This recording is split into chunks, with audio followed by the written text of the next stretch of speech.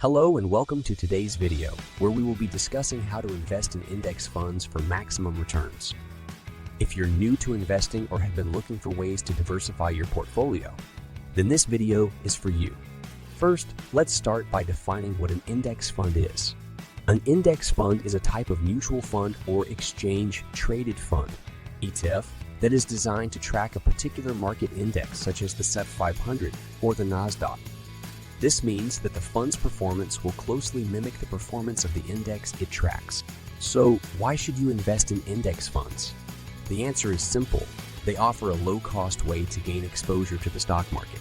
Because index funds simply track a market index, they don't require active management, which means that they have lower fees than actively managed mutual funds. Additionally, because they're designed to mimic the performance of an index, they tend to be less volatile than individual stocks. Now, let's dive into how to invest in index funds for maximum returns. The first step is to decide which index fund you want to invest in. There are many different indexes to choose from, including the SEP 500, the Dow Jones Industrial Average, and the Nasdaq, among others. Each index tracks a different segment of the market, so it's important to choose the one that aligns with your investment goals. Once you've chosen your index fund, the next step is to decide how much to invest. It's generally recommended that you invest a portion of your portfolio in index funds, with the exact percentage depending on your risk tolerance and investment goals. Some experts suggest investing anywhere from 10 to 50 of your portfolio in index funds. Next, you'll need to choose a brokerage firm to invest through. There are many different options available, including discount brokerages and robo-advisors. Some popular options include Vanguard, Fidelity, and Charles Schwab.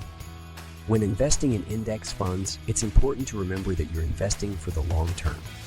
Index funds are designed to be held for years or even decades, so don't panic if you see short-term fluctuations in the market.